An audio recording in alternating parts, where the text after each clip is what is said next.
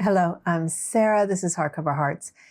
And I just saw a video on Brian from Bookish's channel. And because I have this glorious 4-day weekend and I've been luxuriating and relaxing with nothing to do, I have all this time and I decided I'm going to make some videos today. And that one inspired me. And so what he did was he chose 10 books that he's thankful for. And I thought it was a really interesting way to talk about his reading journey. And it's not necessarily that these books are favorites, but they served as portals to something. They served as kind of markers in time that helped to shape his reading tastes or led to something else. And so I thought, oh, I want to do this. And I asked him and he said he'd like to see my list. So voila, thank you, Brian, for the inspiration. So I'm going to start off kind of way back in the day with one of the first books that I think ever really touched me deeply. And I know that it imprinted a type of literature in me that continues to this day. And that book is The Secret Garden by Frances Hodgson Burnett. I always have a hard time saying that. Frances Hodgson Burnett. So the story is about a young girl who is orphaned. She was in India with she was born in India. Her parents were British. She was raised in luxury during colonial times. Because of I think cholera, smallpox, some kind of horrible disease kind of swept through, and she was orphaned.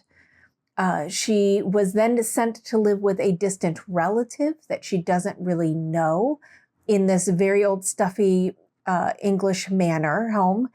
And there's a child, she could hear cries in the night, and there's a child there that she's not meant to disturb.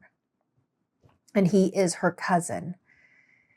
Her uncle is very removed. She doesn't really have anything to do with him and no interactions. She's very lonely. She's very sad. She's very displaced.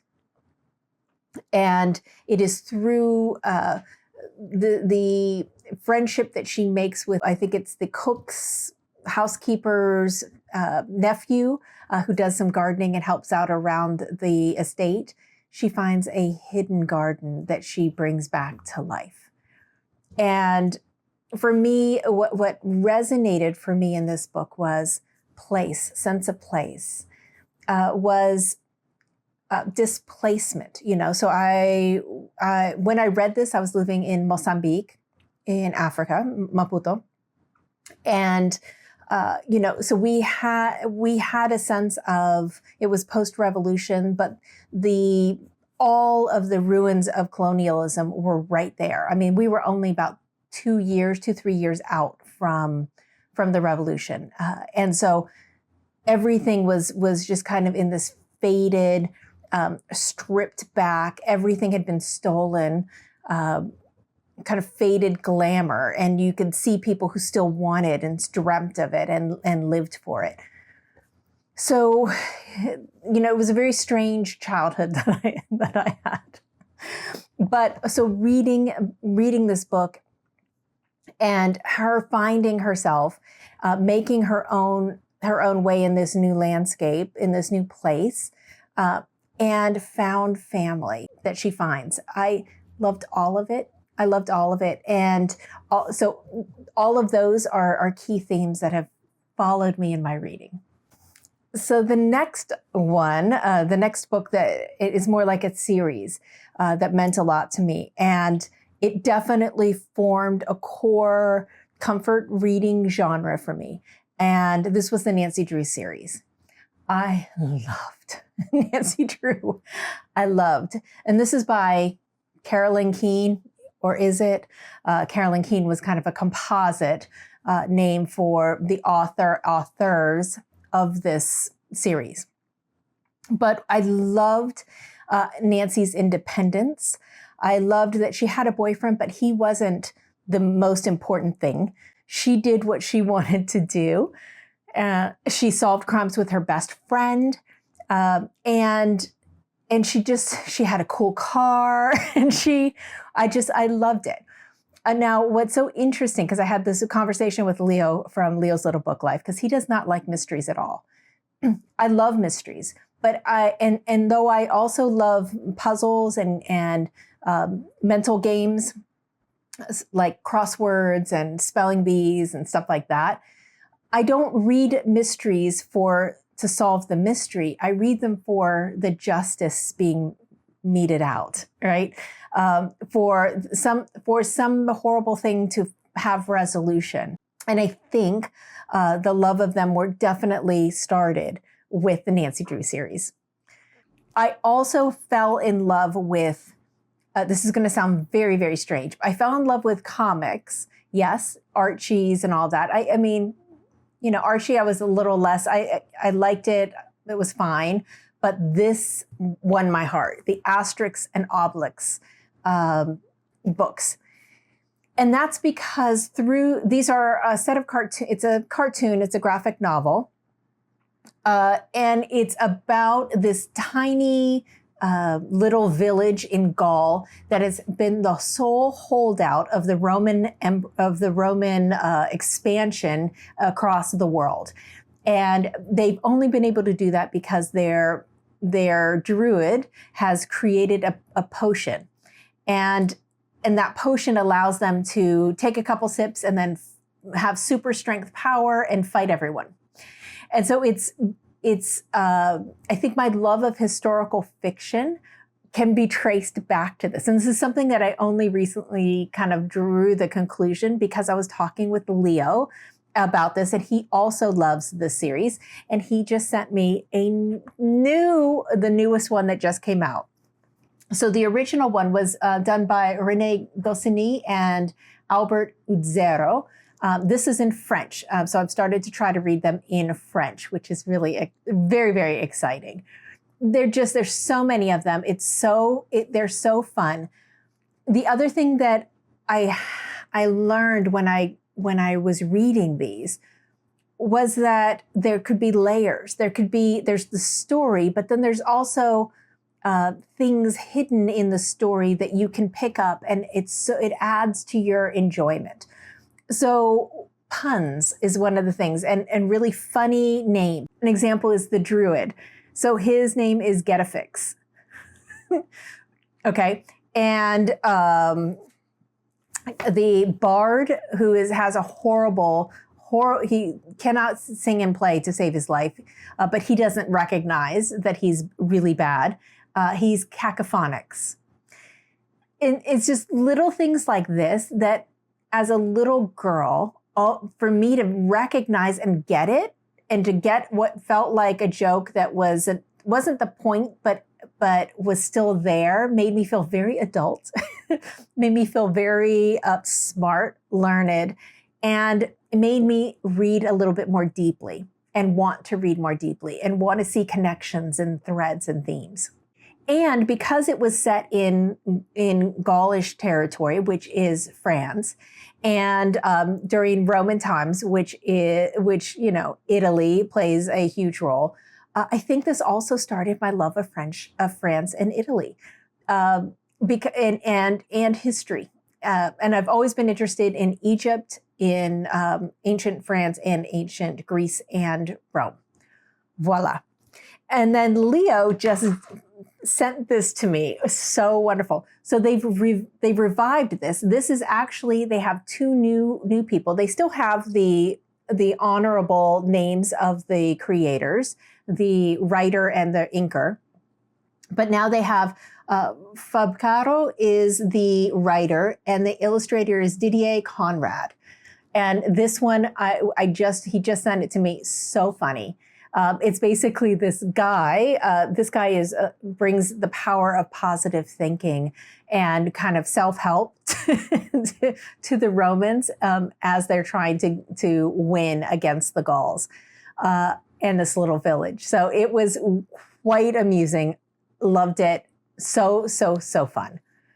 Then when I moved to San Francisco, I was in college, like a sophomore, sophomore-ish in college, and there was a bookstore, used bookstore, very cheap, that was kind of near where I lived. Many bookstores, but one specifically that I would go to often because I could get off of the Muni and it was kind of right there in the neighborhood. I could stop at a little bodega, get some fresh vegetables, stop in and see if they had any new books for sale. And I would return books that I had bought, get credit, and then just kind of keep going because I was really impoverished. So this is a book that I remember getting and just absolutely loving. A Start in Life by Anita Brookner, but it was called The Debut in English. It wasn't called A Start in Life. And I loved it because this first sentence just made me laugh and pulled me in. And I still think it's one of the best opening sentences in literature. Dr. Wise at 40 knew that her life had been ruined by literature. And with that, I was hooked. This was the only Brookner that I read at that time. But what I loved about it and what it formed in my head was this love of literature, love of sophisticated writing, interest in women writers, because this was a type and a style of writing I'd never read before, and an interest in craft. I love this so much that I remember Leo from Leo's Little Book Life and I were on Instagram talking about something, and he showed a photo of the actual, not this one, but the actual copy that I had here that I had read. And he said he wanted to read it because he read that first sentence. And I said, oh, I'll read it with you.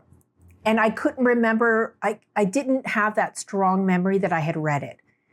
I just knew that I wanted to read it. And as we started reading, I was like, you know what, I've read this book before. But that started our journey to read all of Anita Brookner's writing in publication order because it was her debut, as it were. And so, yeah, that started a really fantastic cementing of our friendship, but also a project of reading a single author's oeuvre to see how do they change, how do they grow, how do they evolve their craft. So what started, I'm not even going to say how many years ago, what started when I was in college just ended up coming back and giving me endless joy later on in life.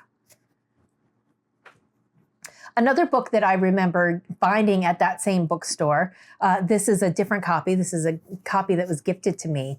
It has also become one of my favorite books. This is 84 Chering Crossroad by Helene Hanff. This is a signed first edition and says, "Greetings to a book lover, Helene Hanff." I show that every single time I show it because I'm so thankful my friend Ron actually gifted this to me. I couldn't believe it. So this is probably the first epistolary book that I'd ever read that moved me so deeply. And it's all about a love of books. It's about a woman, and it's in the late 40s, early 50s. It actually starts, I should know this, how many times I've read this. Starts in 1949 is what opens the story. And we have Helene Hanff writing to this bookseller at Chering Crossroad and trying to get some cheaper but really beautiful copies of certain books that she'd been looking for because she was also interested in English literature. Sound familiar? And I was just entranced, enchanted, in love, delighted with her ravenous intellect, with her insane need for books, because I feel that I have that as well. And also the friendship. Again, friendship comes out again in this book. And I love this book so much that I actually have this as my first read of every single year. And it just is my talisman to ensure that I have a good year of reading ahead of me. And the past few years, I'd say the past 2 years, I have moved to a French version so I can read the French version. And this also allows me to see how I'm progressing in the language and how much more I understand each and every time I come back to it. So I would welcome you. I'm going to host it again. We do it on Instagram and Litsy. It's just my way of introducing other people to what I think is a fantastic book about books and about friendship around books. I just think it's an incredibly special book. So feel free if you'd like to join me to make this your first book of the year as well. Then I had a fixation with England, obviously from the Secret Garden, and this manor homes and then 84 Chering Crossroad, and then a few other things that I've always been drawn to. I read this book, and it's called Different Things speaking of different titles, just like the Helene Hanff. This is Mary S. Lovell's The Midford Girls, Biography of an Extraordinary Family. This is also called The Six in the UK. And this talks about Nancy Mitford and her sisters, who were extraordinary,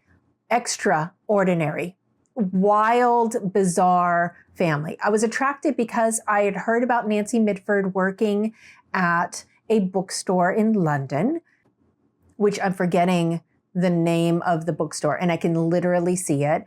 It's where the Queen used to get her specific books, not Hatchards, not foils. Oh God, that's going to keep me up. Okay, I'll put it in the notes below. But also because Nancy Mitford and her sister were part of the Bright Young Things in the 20s. And so it was that group of shiny, elite sophisticates who were kind of out there doing daring things. I was curious and interested in that, but also interested in this woman who worked at a bookshop, but came from all of this like really interesting family. And I just had no idea what I was getting myself into. This book just kind of opened the door for so many other reads to follow, including about her family, but also people that they knew, politics, all sorts of things. This was the gateway, including a book that I would never have read something like this on my own, but this has got to be one of the best books I've ever read about family, about sisters, about a place in time where a key family was so in the center of politics without meaning to be or purposely trying to be in some cases. I have so many tabs. I have so many things that I've identified in here. And it's just remarkable. Also the voice in here, they're weird. They're just weird. This is Letters Between Six Sisters, the Mitfords, edited by Charlotte Mosley, who is the granddaughter of Diana. This was phenomenal. I raved about it. Oh my God. I read this on a nonfiction November and just could not, I couldn't put it down. It is a chunkster, but it is worth every single moment. The insights and what they're telling and how Charlotte Mosley put this together with the backstory of, who they're talking about in these letters, what had happened between the years. It was all phenomenally done and a great kind of follow-up to The Six or the Mitford Girls, which also led me to read more of Nancy's work, obviously starting with The Pursuit of Love, which is absolutely glorious. She really took it from her life and their upbringing, which was wild to say the least. And then, Nancy went on to live in France and become a very well-respected biographer. I've only read one of them so far. This is The Sun King, and it was exquisite. It was so freaking good. It's a little dense, but she also slips in some of her wit and you could see where she was interested in things. So I have two others. I have her Marie Antoinette and her Voltaire books to read, which I'm very much looking forward to. So then another one that was kind of a gateway is this book. And this was Circe by Madeline Miller. So I spoke before about how I think Asteris and Oblix created this love of ancient Greece, Rome, Egypt, and all that. Well, I did grow up knowing a little bit about the classics, but this book reinvigorated that for me. Just the idea of this retelling of Circe, this kind of making her the pivotal character as opposed to a stop off. And it has definitely revived my interest in the classics, but specifically classics retold from feminist perspectives and or through women's voices. So this led to reading other things like The Song of Achilles, which I loved. And I have just purchased from Audible, I purchased the new translations by Emily Wilson of the Iliad and the Odyssey. And that is what I'm going to be listening to in December. And I'm very, very excited. I feel like finally I want to kind of go back to the originals, but I hear nothing but amazing work and praise for Emily Wilson's translations. So really excited to get to those and kind of get a little closer to these core stories that I've heard about for all of these years. Another book that oh my God, I loved this book so much. I'm realizing that so many of the books that I'm mentioning are nonfiction, which is really, really interesting. I wouldn't have said that would have been the case if you had asked me. I would have put money that it would be actually fiction, right? But these books have given me so much joy. This is 9th Street Women, and this is a group biography about Lee Krasner, Elaine de Kooning, Grace Hardigan, Joan Mitchell, and Helen Frankenthaler, 5 Painters and the Movement That Changed Modern Art by Mary Gabriel.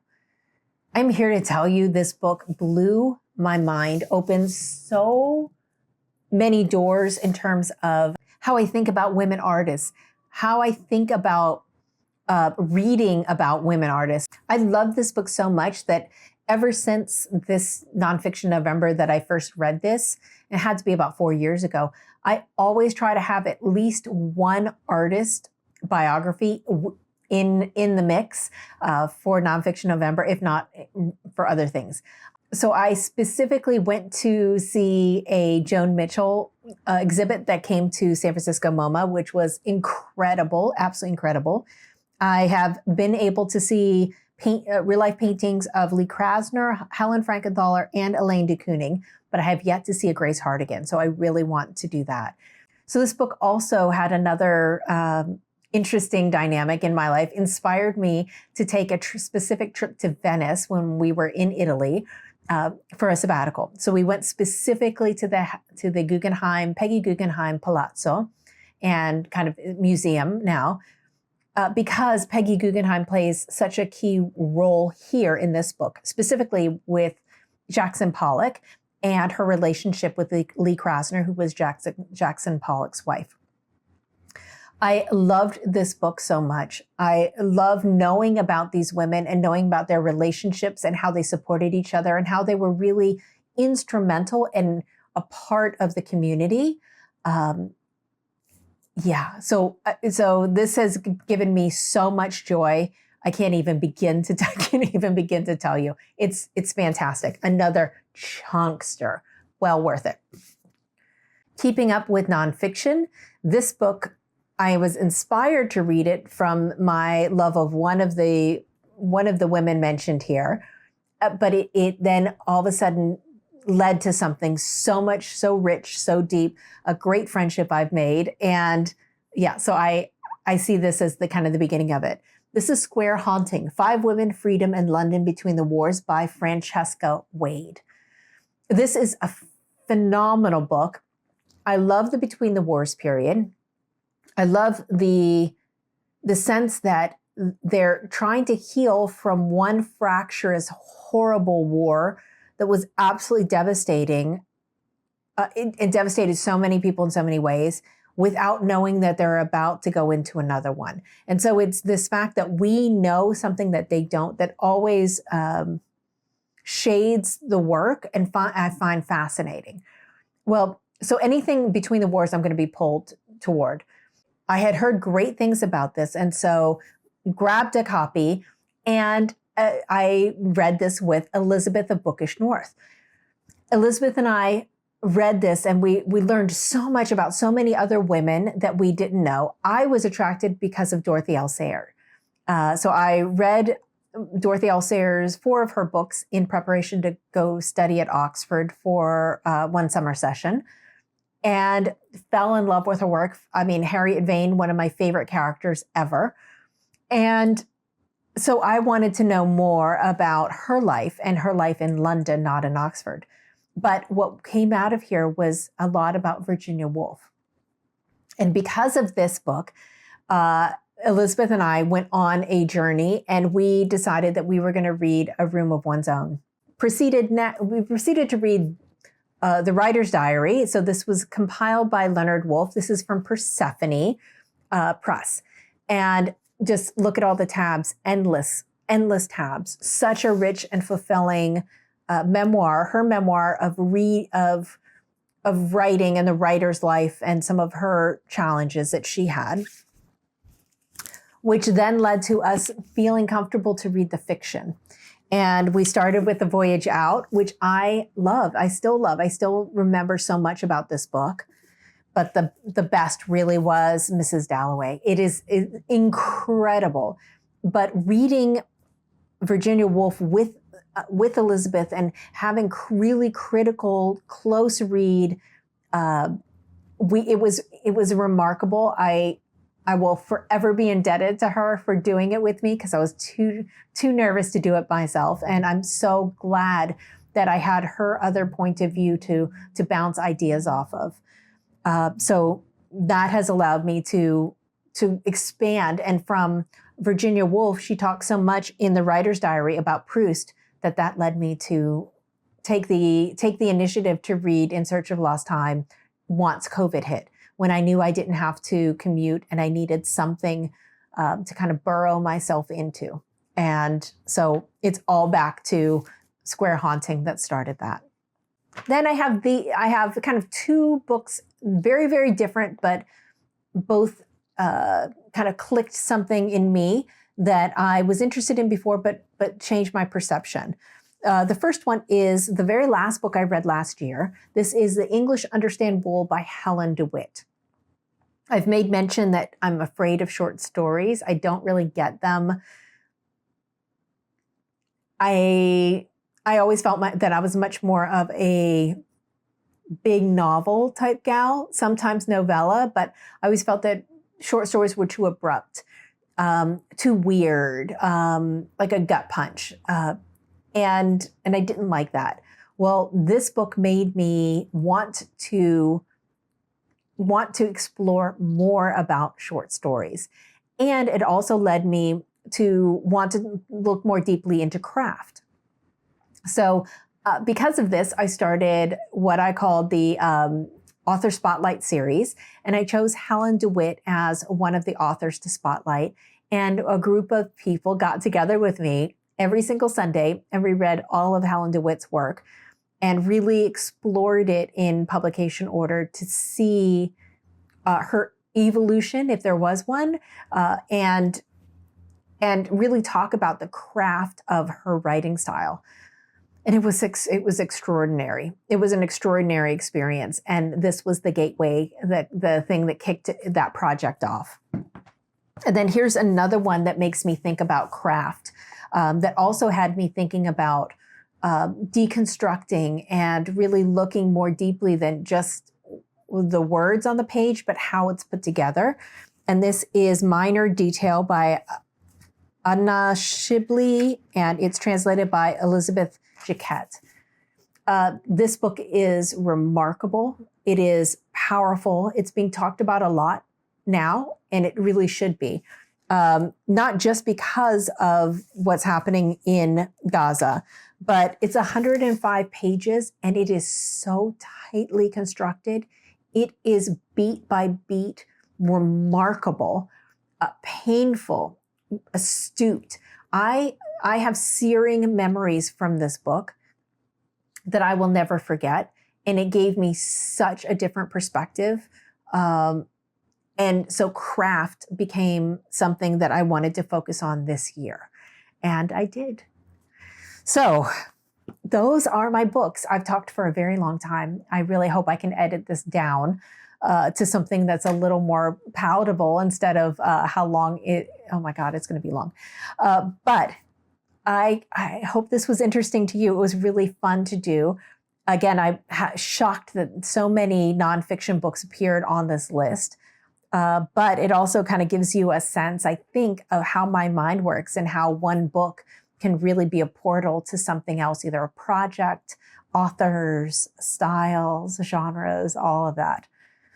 Anyway, I'm incredibly thankful to books. I'm thankful to you. Thank you so much. I'll look forward to talking to you again soon. Bye-bye.